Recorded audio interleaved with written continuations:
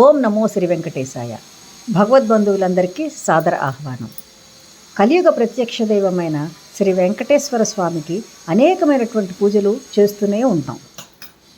శనివారం వచ్చిందంటే సాధారణమైన పూజ, విశేష పూజలు, శనివార వ్రతాలు మరెన్నో చేస్తూనే ఉంటారు. ఆ విధానంలోనిదే ఒక ముఖ్యమైన వెంకటేశ్వర పూజ చెప్తాను. విశేష ఫలితాన్ని కలిగిస్తుంది ఈ పూజ. ఈ పూజకు కావలసిన ద్రవ్యాలు కూడా పెద్ద ఖరీదేమీ ఉండవు. ఒకసారి చూడండి. ఈ పూజ కోసం అన్ని 7 సంఖ్య కలిగినవే కావాలి.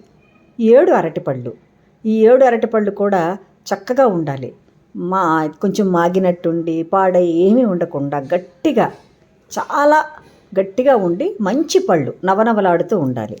తరువాత 7 పటిక పంచదార ముక్కలు ఈ పూజ కోసం ఉండాలి. ఆ తర్వాత ఇంకే పళ్ళైనా పెట్టచ్చు, కానీ విదేశీ పళ్ళు మాత్రం పెట్టకూడదు. విదేశాల నుండి వచ్చినటువంటి కివీ ఫ్రూట్ కానీ, తర్వాత వాటి మీద వ్యాక్స్ పూసిన యాపిల్స్ కూడా కాదు. అవి లేకుండా మామూలుగా దేశవాళ యాపిల్ దొరికితే చూసుకోండి, లేకపోతే ఈ పళ్ళు సరిపోతాయి వీటికి.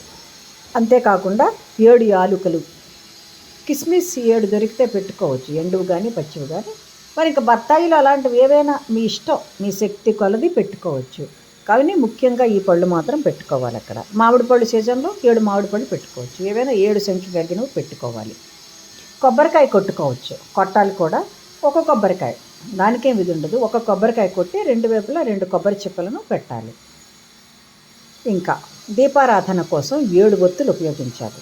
2 ప్రమిదలు పెట్టి, ఒక ప్రమిదిలో 4 ఒత్తులు, ఒక ప్రమిదిలో 3 ఒత్తులు, వీలును బట్టి ఈశాన్యం వైపు 4 ఒత్తులు వేసుకుని, మరోవైపు 3 ఒత్తులు వేసుకుని, అందులో స్వచ్ఛమైన ఆవు నెయ్యి ఉంటే ఆవు నెయ్యి వేయండి. ఆవు నెయ్యి మేము పెట్టలేమండి, మా దగ్గర లేదు అనుకుంటే నువ్వుల నూనె కానీ కొబ్బరి నూనె కానీ వాడుకోవచ్చు. ఆవు నెయ్యి లేని పక్షంలో మాత్రమే ఇవి వాడుకోండి. తర్వాత అఖండ దీపం కూడా పెట్టవచ్చు. ఈ అఖండ దీపం ఏమిటంటే 24 గంటలు వెలిగించాలి. అఖండ దీపం ఈరోజు మనం పెట్టిన తర్వాత అప్పటి నుండి 24 గంటలు ఉండాలి. 24 గంటల కన్నా ఎక్కువ ఉండాలి, తక్కువ ఉండకూడదు. అది చూసుకోండి. అఖండ దీపం అనేది ఆప్షనల్. పెడితే పెట్టండి, లేకపోతే లేదు. అఖండం ఎలా పెట్టాలో తెలుసు కదా.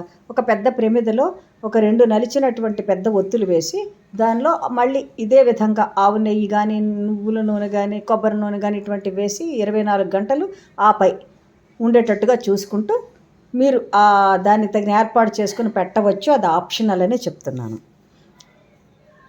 ఇంకా దేనికోసం తులసి దళాలు కావాలి. అష్టోత్తర శతనామ పూజ చేసుకోవడానికి తులసి దళాలు దొరికితే ఉంచుకోండి, లేదు అంటే చిన్న పువ్వులు కానీ పెద్ద పువ్వులు కానీ తెచ్చుకోండి. కానీ ముఖ్యంగా 7 తులసి దళాలు స్వామివారి దగ్గర పెట్టడానికి మాత్రం ఖచ్చితంగా ఉండాలి. తులసి లేకుండా ఈ పూజ చేయకూడదు అసలు. పువ్వులలో పెద్దవి చామంతి, మంచి వాసన వచ్చినటువంటి దేశవాళీ గులాబీ, ఇలాంటివి ఏవైనా ఉంటే సమకూర్చుకోవచ్చు. మల్లెలు, మొల్లలు, జాజి, విరజాజులు ఉంటే తీసుకోవచ్చు. మల్లెలు అంటే లిల్లీ పువ్వులు, అవి ఎప్పుడైనా దొరుకుతాయి, సీజనల్ కాబట్టి అవి ఉంటే తీసుకోవచ్చు, సువాసనగా ఉంటుంది. సంపెంగలు తీసుకోవచ్చు. మరువం, దవనం ఇటువంటివి ఏవి దొరికినా కూడా స్వామివారి పూజకు ఉపయోగించవచ్చు. మీ దగ్గర ఏ పుష్పాలు ఉంటే అవి వాడుకోవచ్చు.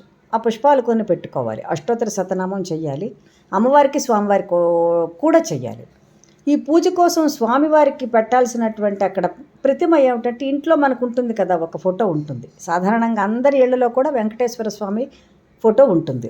ఆ ఫోటోలో స్వామివారి కొంచెం హృదయంలో కొంచెం దిగువగా మహాలక్ష్మీదేవి ఉన్న ఫోటో ఉంటుంది. ఆ ఫోటోకి పూజ చేయడం అనేది చాలా మంచిది. కొంతమంది విగ్రహాలు పెట్టి పూజ చేసుకుంటూ ఉంటారు, అంగుష్టమాత్ర విగ్రహాలు. అక్కడ మహాలక్ష్మి అమ్మవారు, వెంకటేశ్వర స్వామి లేదు శ్రీ మహావిష్ణువు ఉన్నటువంటిది ఉంటే అది పెట్టుకుని కూడా ఒక పళ్ళెంలో పెట్టుకుని కానీ, చిన్న సింహాసనంలో ఉంటే అక్కడ పెట్టుకుని కానీ పూజ చేసుకోవచ్చు. శ్రీదేవి భూదేవి సమేతగా స్వామి ఉన్నది అయినా పూజ చేసుకోవచ్చు, ఏమీ పర్వాలేదు. ఈ విధంగా సమకూర్చుకొని స్వామివారి పూజ చేసుకోవడానికి మీరు సిద్ధం కావాలి. అయితే పటిక పంచదార 7 ముక్కలు పెట్టాలి. ఈ 7 పటిక పంచదార ముక్కలు ఏంటంటే చిప్స్ లాంటివి పెట్టకుండా, కొంచెం పెద్ద ముక్క దొరికితే దానిని కొట్టి 7 ముక్కలుగా చేసుకొని అక్కడ పెట్టాలి తప్పనిసరిగా. ఈ విధంగా ఈ అన్ని వస్తువులు సమకూర్చుకొని మరునాడు పూజ అనగా ముందు రోజే సిద్ధం చేసుకోవాలి. ముందు రోజు సాయంకాలం స్నానం చేసుకుని వెళ్ళి, లేదా ఉదయమైనా స్నానం చేసుకుని వెళ్ళి అన్ని వస్తువులు సమకూర్చుకోవాలి. ఈ స్వామివారి పూజ చేయడానికి శుచి శుభ్రత కావాలి. శుచి శుభ్రత అంటే ఏంటి? మడి కావాలి మెయిన్. అంటే ఏంటంటే మీరు ఏవి తెచ్చుకున్నా శ్రద్ధ అంటారు దాన్ని, శ్రద్ధతో వెళ్ళి తెచ్చుకోవాలి. ఎందుకంటే శ్రీ మహావిష్ణువు సుకుమారుడు, సున్నితంగా ఉంటాడు ఆయన. కాబట్టి ఆయన పూజ చేసేటప్పుడు మనం ఇష్టం వచ్చినట్టు ఏదో ఒక వస్తువు తెచ్చి పడేసాం కదా, ఎలాగో పెట్టాం కదా అని అనుకోకూడదు. అనుకోకుండా చాలా శ్రద్ధగా చేయాలి. ఎంత శ్రద్ధగా చేస్తే అంత విశేష ఫలితం ఉంటుంది. ఈ వస్తువులు సమకూర్చుకోవడం పెద్ద కష్టమేమీ కాదు కదా. ముందు రోజు పోనీ 2 రోజుల ముందైనా పళ్ళు కాకుండా మిగతావి సమకూర్చుకోవచ్చు. మన ఇంట్లో సాధారణంగా చందనం ఉంటుంది, కొంతమంది ఇంట్లో కస్తూరి, జవ్వాదు అన్నీ ఉంచుకుంటాం కదా, పచ్చకర్పూరం. అవి లేకపోతే అవి తెచ్చుకోవచ్చు. జవ్వాదు, పచ్చకర్పూరం కూడా తెచ్చుకోవాలి. తెచ్చుకుంటే ఒకవేళ నైవేద్యం ఏమైనా వండితే, నైవేద్యం అనేది కూడా ఆప్షనల్, అది నేను తర్వాత చెప్తాను మీకు నైవేద్యాల గురించి. ఈ వస్తువులు మీ దగ్గర ఉంటే వాడండి, లేదంటే కనీసం చందనమైనా పెట్టుకోండి. దీనికి పసుపు, కుంకుమ, చందనం ఎలాగో మనం ఇంట్లో ఉంచుకుంటాం. మామూలు కర్పూరం వాడకూడదు, పచ్చకర్పూరం, ముద్దకర్పూరం మాత్రమే వాడాలి. పచ్చకర్పూరం ఎలాగో వీటి కోసం వాడతారు. హారతి ఇచ్చేటప్పుడు ముద్దకర్పూరం వాడాలి. హారతులు మళ్ళీ 2 విధాలుగా ఇవ్వాలి. తర్వాత దీపహారతి, కర్పూర హారతి 2 ఇవ్వాలి. ఆఖరిలో ఇస్తారు అది మీరు. తర్వాత అగరబత్తులు 7 పెట్టాలి, ఉండాలి మీ దగ్గర 7 అగరబత్తులు 7 ఉండాలి. ఈ విధంగా వస్తువులు సమకూర్చుకోవాలి. పానకం, వడపప్పు నైవేద్యం దగ్గర ఉండాలి. పానకం అంటే ఎలా చేయాలంటే బెల్లాన్ని నీళ్ళల్లో నానబెట్టి, బాగా అవుతుంది కొంచెం ముందే నానబెట్టేస్తే చిక్కగా, అంటే మరీ చిక్కగా కాదు, మనం శ్రీరామనవమికి పానకం కలుపుకుంటాం అలాగా. శ్రీరామనవమికి చేసే పానకంలో మనం మిరియాలు వేస్తాము, ఇక్కడ అలా వేయకూడదు. ఇక్కడ యాలకులు, బెల్లం నీళ్ళల్లో యాలకులు వేసి పానకం తయారు చేయాలి. ఒకవేళ వీలుంటే కొబ్బరి కూర వేయగలిగితే కొబ్బరి కూరు తురిమి వేయాలి. అది కూడా ఆప్షనల్, ఇలా పెట్టడమే మంచిది, బెల్లం నీళ్ళు పెట్టడమే మంచిది. ఈ స్వామివారికి పూజ చేసేటప్పుడు నైవేద్యాలు వండాలనుకుంటారు. కారం నైవేద్యాలు అయితే అస్సలు వండకూడదు, అన్ని తీపివే వండాలి. ఆవు నెయ్యి కూడా అందులో వేయాలి తప్పనిసరిగా. ఒకవేళ నైవేద్యాలు వండలేమండి, ప్రసాదం మాకు కష్టం ఉదయమే అనుకుంటే నైవేద్యాలు వండకపోయినా పర్వాలేదు, కానీ వడపప్పు పానకం మాత్రం తప్పనిసరిగా సిద్ధం చేయాలి. అరటిపళ్ళు, 7 పటిక బెల్లం ముక్కలు, యాలుకలు, తర్వాత మిగతావి మీ ఇష్టం, మిగతా పళ్ళు ఏమైనా ఉంటే మీ ఇష్టం. కొబ్బరికాయ కొట్టి అటు ఇటు పెట్టాలి. ఇది అక్కడ నైవేద్య విధానం. 7 అగరబత్తులు సిద్ధం చేసుకోవాలి. మిగతావన్నీ కూడా మనం నిత్య పూజలు ఏ విధంగా వాడుకుంటామో అవన్నీ మనం అక్కడ వాడుకోవడానికి పెట్టుకోవాలి. పువ్వులు కూడా ముందు రోజు సమకూర్చుకోవాలి. తప్పనిసరిగా తులసి ఉండాలి.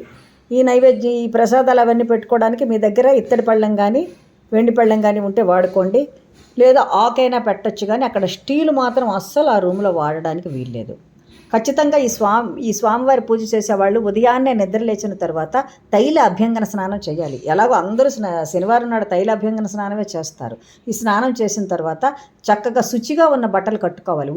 ప్రతిరోజు మనం ఉతికి ఆరబెట్టిన బట్టలు కట్టుకోకుండా కాస్త కొత్తది కాటన్ చీర ఏదైనా ఉంటే తీసుకోండి, లేదంటే కొంచెం వేటికి వాడకుండా ఇంట్లో ఎప్పుడైనా కొంచెం మడిగా పూజలు చేసుకునేటప్పుడు వాడుకునే చీర ఉన్నా వాడుకోవచ్చు, పర్వాలేదు. అటువంటి చీర కట్టుకోవాలి. ఉదయం లేచిన వెంటనే పూజ గది ముందు రోజు అంత శుభ్రం చేసేసుకుంటారు. ఎలాగో మర్నాడు వచ్చిన తర్వాత స్వామివారిని వీలుంటే పూలదండలతో అలంకరించండి, లేదంటే పుష్పాలతోనైనా అలంకరించుకొని మిగతా అలంకరణ అంతా మీరు నిత్యం ఎలా చేసుకుంటారో అలాగే చేసుకోండి. చేసుకున్న తర్వాత ఈ 4-3 దీపాలు పెడతారు స్వామివారికి. అవి కాకుండా విఘ్నేశ్వరుడి కోసం ఒక దీపం పెట్టాలి, చిన్న దీపం పెట్టండి. మీరు నేను చెప్పినట్టు మొదట ఉంది కాబట్టి మొదట ఒక దీపారాధన క్రమం గురించి ఒక వీడియో పెట్టాను, అది చూసుకోండి. ఏకార్తి దీపం పెట్టుకోండి, లేదు అంటే వీలుని బట్టి మీరు అగ్గిపుల్లలతోనైనా వెలిగించుకోండి. అది మీ ఇష్టం, మీ అవకాశాన్ని బట్టి అది చేసుకోండి. అక్కడ అఖండం అనేది కూడా ఆప్షనలే, ఉంటే చెయ్యండి, లేకపోతే లేదు. నైవేద్యాలు కూడా ఆప్షనలే, కానీ ఏదో ఒక నైవేద్యం చేసి పెడితే మంచిది. ఇంత గొప్ప పూజ చేస్తున్నారు కానీ గోధుమ రవ్వతో హల్వా చేసుకోవచ్చు, చక్కెర పొంగల్ చేసుకోవచ్చు, పరమాన్నం చేసుకోవచ్చు, ఏదైనా చేసుకోవచ్చు. అందులో కొంచెం ఆవు నెయ్యి వేయాలి. కారం అసలు వద్దు. చప్పటివి చెయ్యొచ్చు, కానీ ఇప్పుడు మీకు అంత సమయం ఉంటే చెయ్యాలి. ఎందుకంటే అవి నేతిలో వేపాలి, అవి నూనెలో చేసిన పనికిరావు. ఏమైనా వండారనుకోండి పిండి వంటలు, అవి అన్నీ కూడా ఆవు నెయ్యిలోనే చేయాలి. ఇక్కడ మళ్ళీ నూనె మాత్రం ఇక్కడ వాడకూడదు. ఇంకో విషయం కూడా చెప్తున్నాను, ఈ పూజ చేసిన రోజు ఆ రోజు నూనెతో చేసిన వంటలు కూడా తినకూడదు. తినాలనుకుంటే నేతితో చేసిన వంటలు తినండి, లేదు అంటే ఉపవాసం ఉండి రాత్రికే ఇడ్లీ అలాంటి టిఫిన్ చేసుకొని చట్నీకి నేతిపోపు పెట్టుకొని తినేయచ్చు కదా, అదేం ఇబ్బంది ఉండదు. నిత్యం చేసేవాళ్ళం కూడా అలాగే చేసుకుంటాం. అది విషయం, మళ్ళీ గుర్తుపెట్టుకోండి ఆ విషయం. నూనెతో వండిన వంటలు పనికిరావు. చాలా జాగ్రత్తగా శ్రద్ధగా చేసుకోండి. మరి మాకు అవ్వదండి, మాకు అదే అలవాటు అంటే అది మీ ఇష్టం, మరి అంతకన్నా మనం ఏం చెప్పలేం కదా. ఇలా చేసుకుంటే ఫలితం బాగుంటుంది.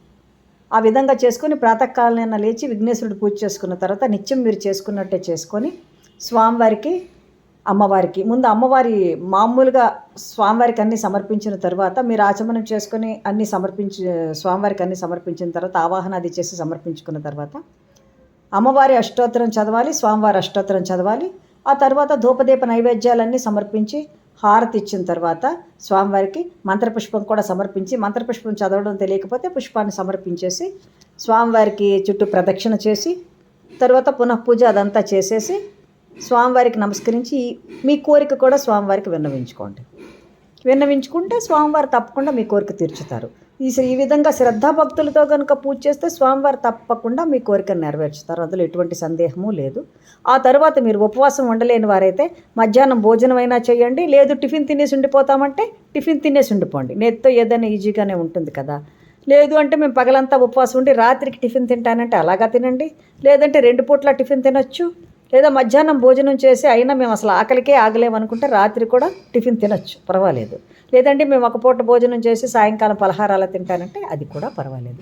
ఈ విధంగా శ్రద్ధగా పూజ చేసుకొని సాయంకాలం కూడా దీపారాధన చేసుకోండి. ఇక్కడ ఉద్వాసన చెప్పాల్సిన అవసరం లేదు, ఎందుకంటే స్వామివారు ఎప్పుడు మీ ఇంట్లో ఉన్నవాళ్ళే. కాకపోతే మీరు సాయంకాలం పూజ అయ్యాక ఇంత గొప్ప పూజలు మేము ప్రతి వారము చెయ్యం స్వామి, ఈ వారం చేసాము, మీరు మమ్మల్ని కాపాడండి, మహాలక్ష్మి సమేతంగా రక్షించండి, మా కోరిక నెరవేర్చండి, వీలుంటే మళ్ళీ చేసుకుంటామని చెప్పి మీరు స్వామివారికి విన్నవించుకోండి.